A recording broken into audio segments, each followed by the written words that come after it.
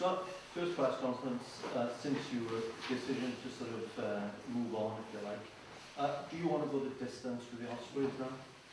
Well, my intention is, as I always said, I had a 3-year agreement with the Ospreys, and in light of a lot of things that occur on off the pitch here as well, and my contract was up, and I wanted to tell them early, so we had a strategic plan going forward, and this region's really important to me. The best thing you can do for your employer is to tell them early, to give them time. So my intention is to fulfil my commitment. If other people think it's more appropriate to do something else, and that's in the best interest of the Ospreys, no issue there either for me, because what we're trying to do is for the best interest of the Ospreys. Nobody's indicated that, or Scott, are they that? Not to me. No. A month on, Scott, I mean, you obviously made a decision, you know, you're happy with everything you've done and what you decided for the future? Look, you know, there's a lot of misnomers about my job, and the instructions that I was given, and the remit that I was given here. And you can see by the title it's somewhat different to other titles. We come with a mandate. We could see a few things coming. When I say we, the club could, and as part of why they employed me, is the fact that they wanted sustainability. They did. They felt that the long-term future of the company depended on growing from within, developing from within, whether that's from coaching and or playing, from whatever, and making it sustainable for the region. That's what the mandate was. It wasn't to technically just coach the Ospreys team. Sean Holling was head coach in regard to that. My job was to make sure that we get a plan in place for the younger ones to come through. Part of the decision last year was made for making long-term sustainable decisions for this company. It's taken a turn, as all the regions in Wales need to probably do. We all need to do it. It was largely going to be ill-affordable at this rate. As I keep saying, it is not a model where you keep outlaying the funds and don't get the resources. It's not a model that can sustain itself. It isn't. So we've gone down a path and a platform that you can see largely this year, because we could do it with, you know, we're not one to chop and change and try to get people out of contracts and that. We're not one of them. Once people were fulfilled in their contracts, we took the company a different way, and you only have to look at the teams that we've played this year, as in the starting sides that we've played, largely without the foreigner input, largely without that, largely with a lot of young kids, a lot of young Welsh qualified kids, and we're competing, and better than competing, and unfortunately people just want to get stuck on comparisons of the, you know, some tough decisions need to be made, and we're at the cutting edge of making some tough decisions. So we come here with a mandate to do that, to clean it up and push some things through. It's not perfect, but it wasn't an easy thing to resolve. And as you can see, we're probably a slightly different team to once we were, because we don't have the big superstars at the moment. We don't. But in the future, we'll this time will be viewed as probably the time that makes the Ospreys really sustainable. It is. When you hear people outside of the organisation, not part of what goes on your day in day out, calling for you to, you know, leave now, what is your reaction to that? Look, I'd be the last person to question someone's ability to have an opinion. Okay, I'm not a hypocrite. Everyone's entitled to their opinion. There's no issue with that. So I don't really care what other people think. I don't really care. But once again, then most of the time people have an opinion not based on fact, based on feeling, and so I just take it with a grain of salt. To be honest, mate, I don't watch, and I don't really care. Welsh telly, Welsh papers, I don't really care. I live a really easy life.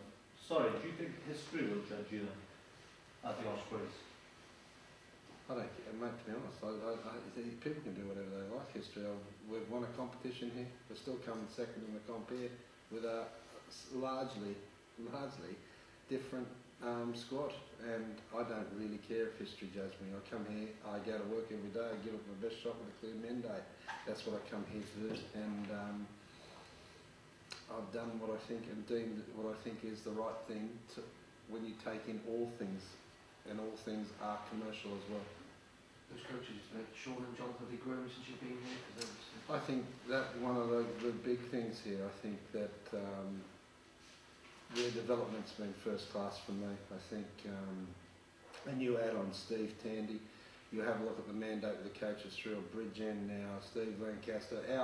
Our whole commitment is to try to get guys through our system here into the Ospreys. So there's a coach development pathway through the Ospreys. That's one of the mandates here. When you have a look, you could question probably the national body and their ability, like after Warren, who's going to take over. I think part of your mandate is to try to get sustainability within your own organisation. And one of the big things is that we're trying to get that. And the development of just not those two you're talking about, but people underneath has been substantial. Steve Tandy's going to be a wonderful rugby coach. The future of the Ospreys, Scott, how do you see it?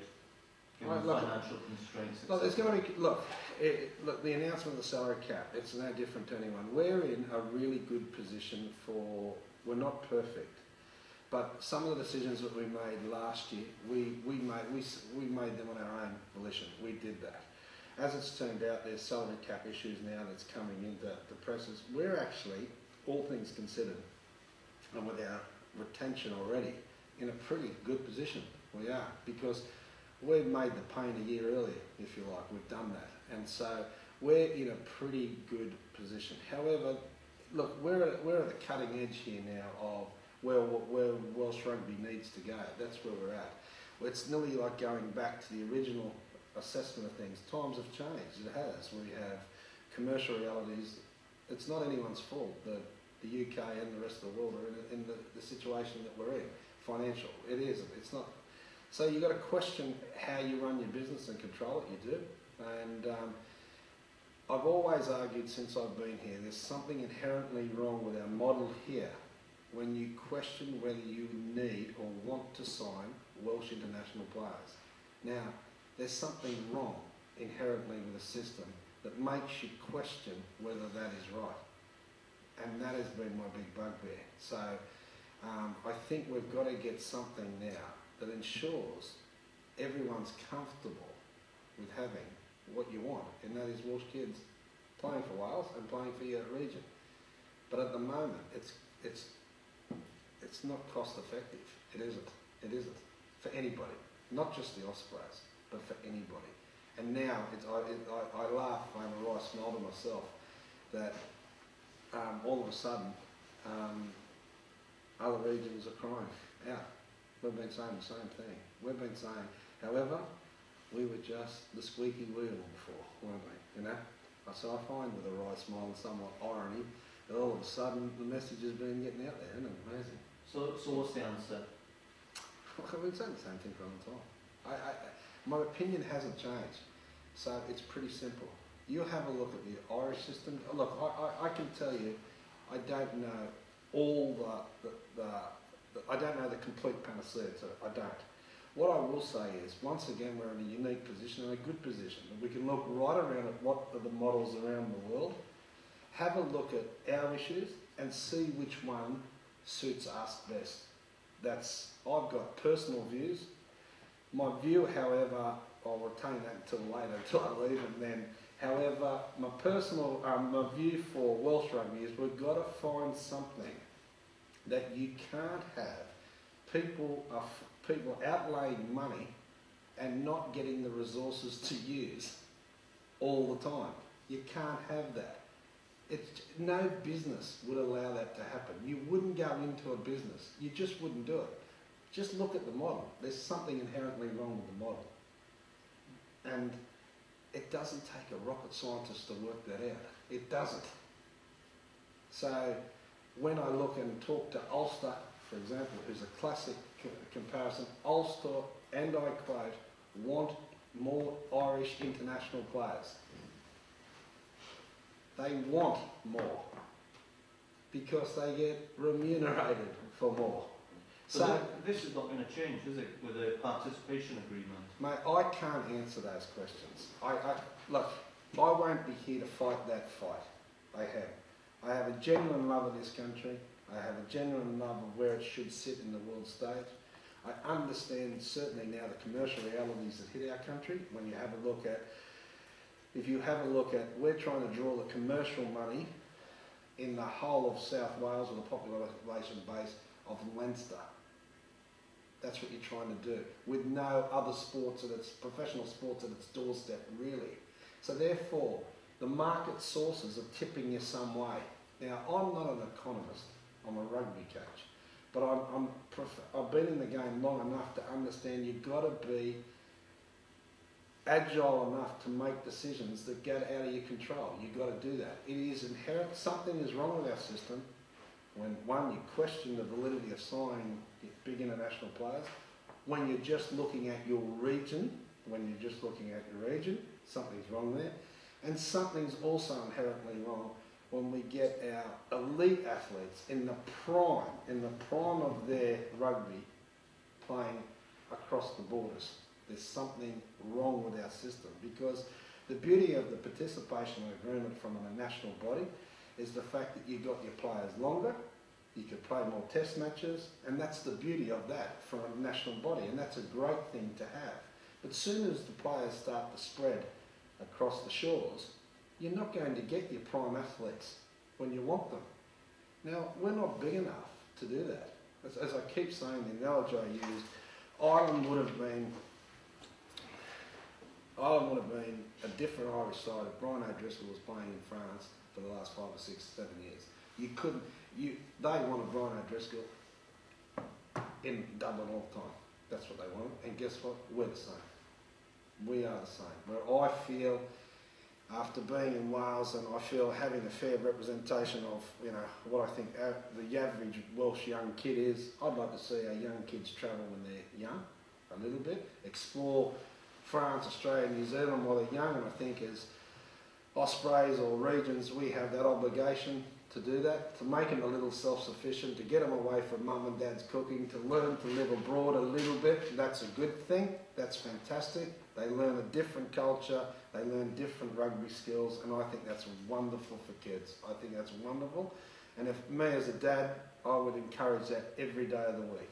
And I think as a governing body, as a region, we all have that responsibility to be looking at lads to put them abroad whilst they're young. We there get to the middle stages, their prime of their rugby career. We want them in this country. And we shouldn't be, at the end of their career, afraid to let them go and explore as well. France, different cultures, Italy, and or chase the European money. I think that model in itself is a good model. It's a good rugby model, and it's a good human model, really. So I think that if we've got it that way, I think we've found some. We're further down the track where we need to be, really. How different will it be in Scotland to what it is here? From a rugby coaching point of view, hands-on, which is from a national team, that's different. Hands-on will be hands-on, which is that part will be different but that's the national team.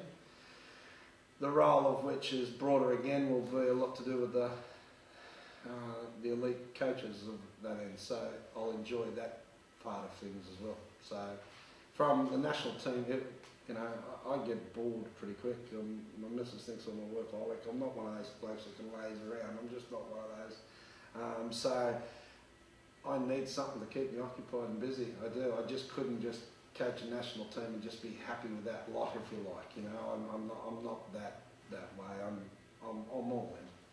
One of the things in the press release, which in SIU said it was about identifying future Scottish talent. Well, that's all part of it too. Yeah, right. It's an all-encompassing thing. I think that, there's a lot of Scottish lads around the world that they probably don't know about it. They convinced me that their model going forward was one that they were trying to try to compete, and they're like us here.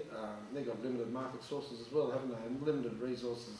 Their resources are slightly different. I think we've got a wonderful player base here, so for the numbers, I think we have got a wonderful player base. But they're early days, but one of that part, that's a big part of that, and that's an interest to me as well.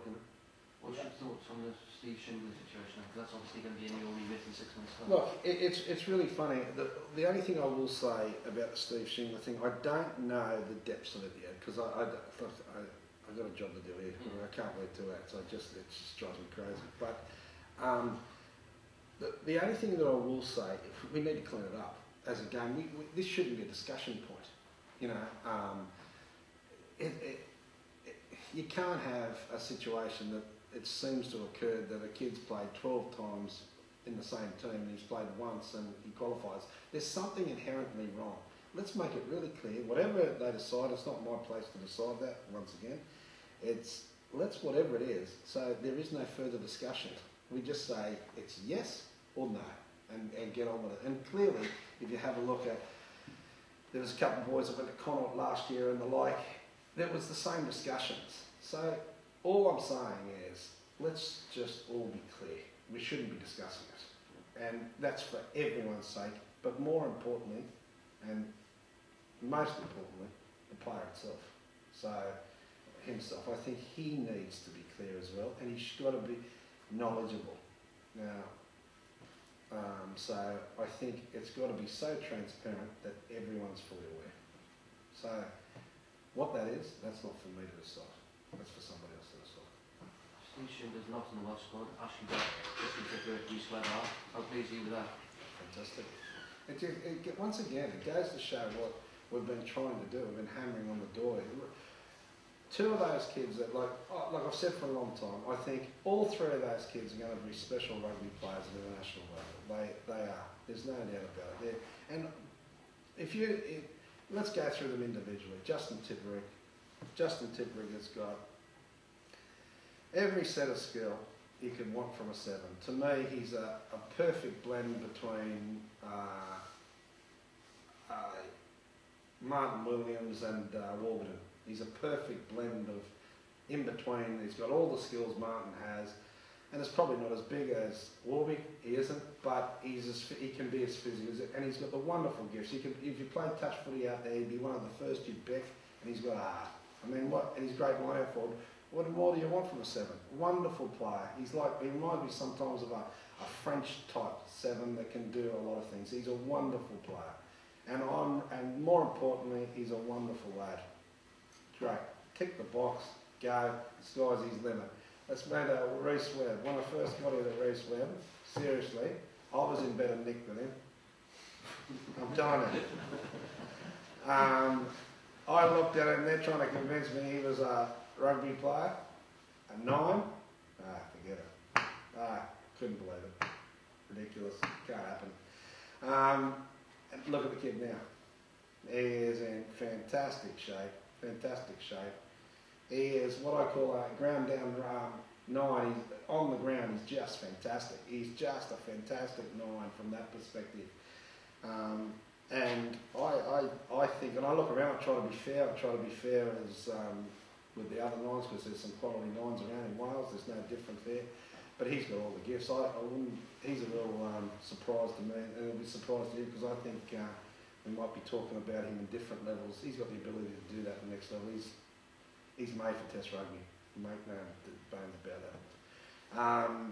Ashley, now, once again, when I first got here, I was saying that Ashley reminded me of a kid that got told he had 1,000 words at birth and he's sitting on 999, you know, and he's afraid to use that last one, you know, but he started to emerge. He has started to emerge, and he is one of those kids that he's a true 12 for me, and I like him for that. He's got wonderful feet, surprising, but he's a beautiful passer on a rugby ball. He is, and what he lacks probably genuine gas. He'll build with time, but he's got time on the ball, and more importantly, he's a really good lad. So I'm tickled pink therein, because they're good people. They're really good people. They're local kids, and they're one hell of rugby players, and they're affordable to us. And I think that's a really good thing. I'm delighted, absolutely delighted. What about the admissions? Richard Hibbard, Dan Bigger, Jonathan Thomas? Yeah, different stage. We'll go over all 3 of them then. You know, let's go over them. Hibbs is, I got a real soft spot for Richard as a kid. He epitomises everything that I like. He's a tough, well-boned rogue, isn't he? You know, great scrummager, does everything like that.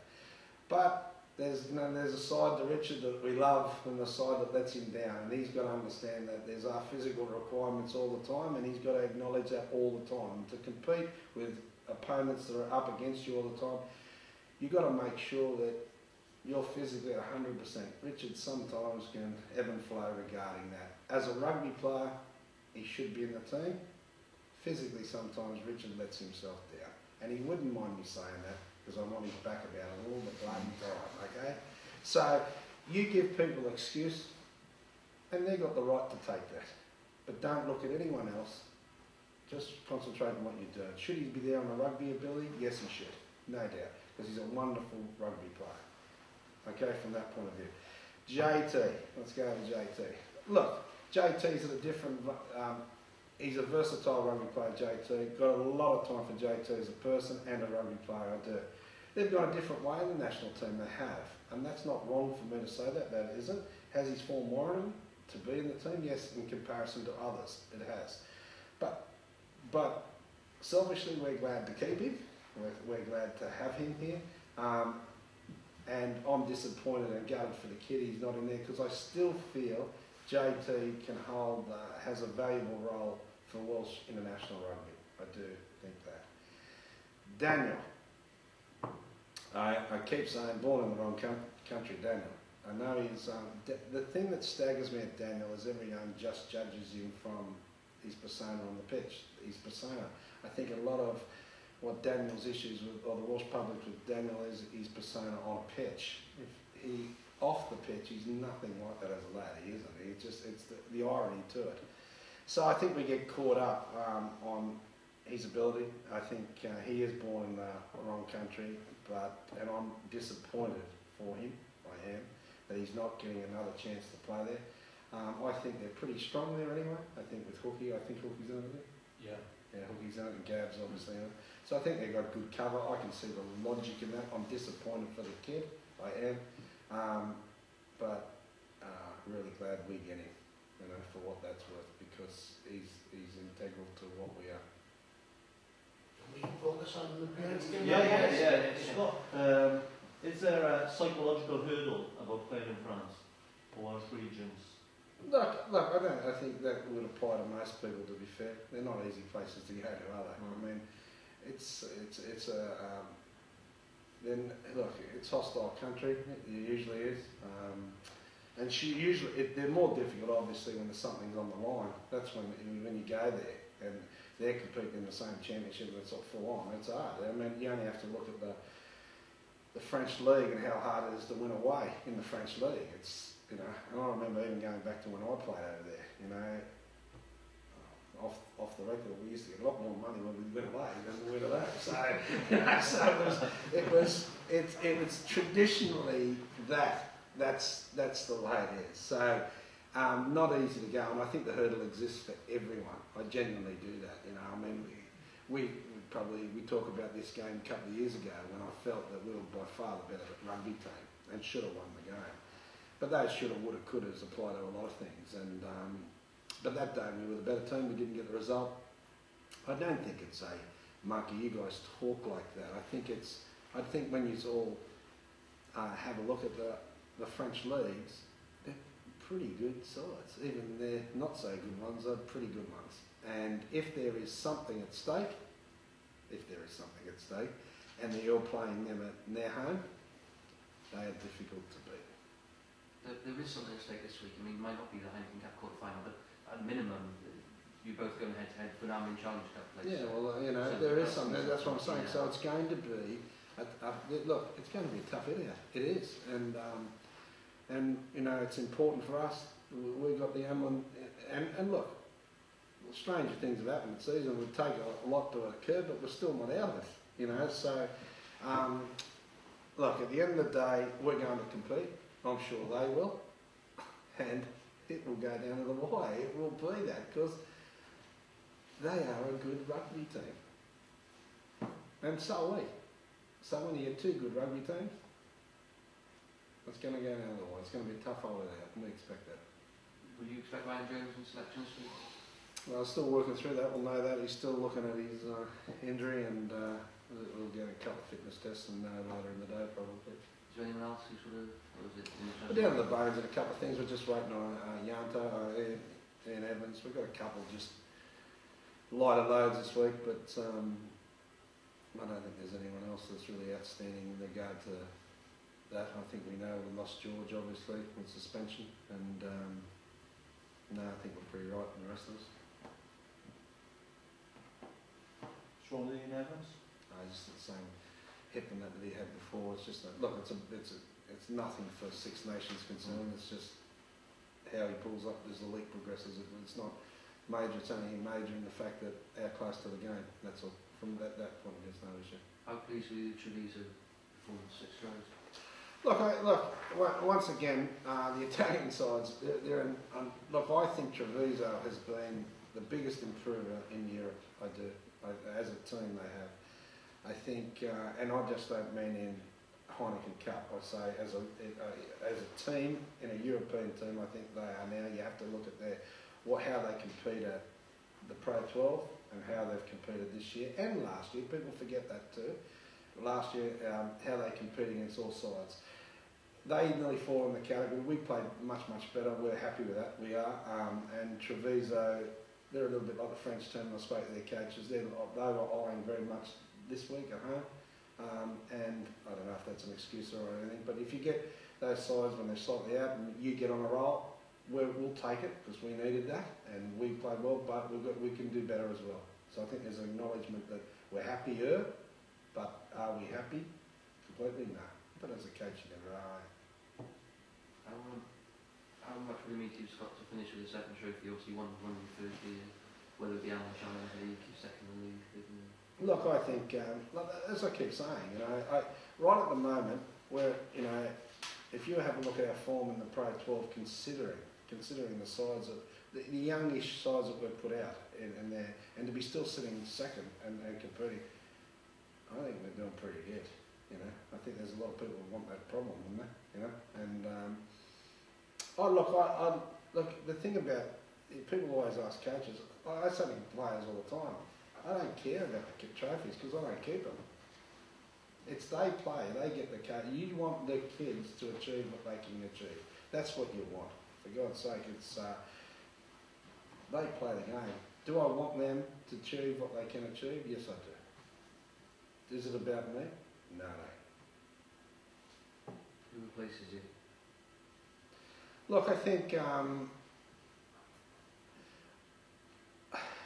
it's twofold. We've pushed and we keep pushing. It's got to come from me, from within, because that's what we stood for. That was part of the program.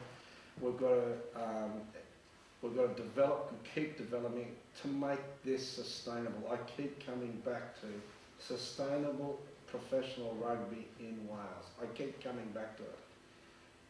We are not. We have got wonderfully gifted rugby players that are always going to be a target for big money offers.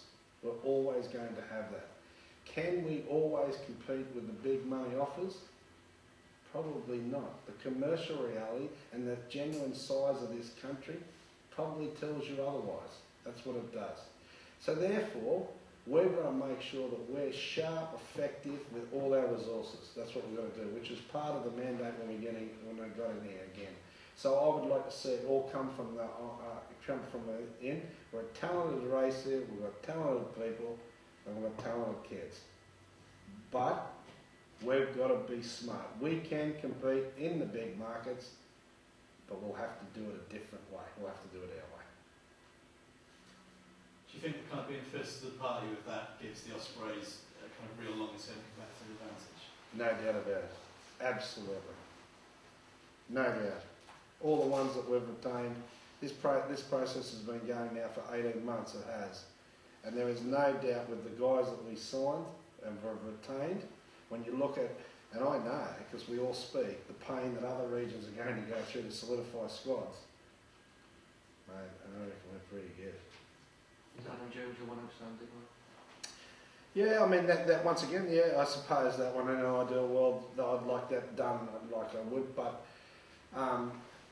that would probably be the icing. If that happens, we're in a really good spot. We're in a good spot, considering what's been thrown at us, everything's been thrown at us, and considering that the consolidating of that, making it affordable program, making it still competitive. They're hard parameters to play in. They are. So, yes, real happy. Not perfect, but real happy. Yeah, last question really from me.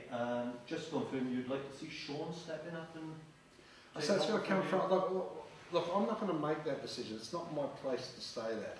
What I'm saying is I feel it's got to come from within. That's what I feel like. I'm not going to sit here and say X, Y, Z. I don't think that's my place anymore.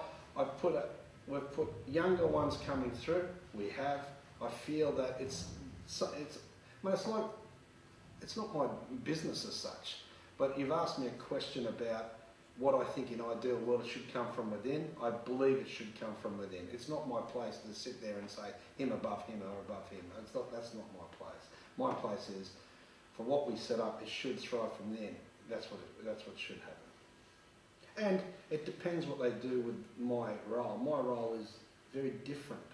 My role, whether they replace, they may go a different way in that. But my role is a little different to what you guys obviously grasp. So it doesn't matter what they do with my role. They may question that they've got it now. They may push through, but my role is slightly different to what you think it is. But anyway. No, I guess that Ruhal could theoretically step it across and do your role. Maybe that could happen. Yeah. So what? And Hori's been moved across a bit commercially. It's been this where we are now has been probably 12 to 18 months of trying to get on top of the long-term focus of the business, the long-term sustainability of the business. It hasn't been just like that. It just hasn't happened like that.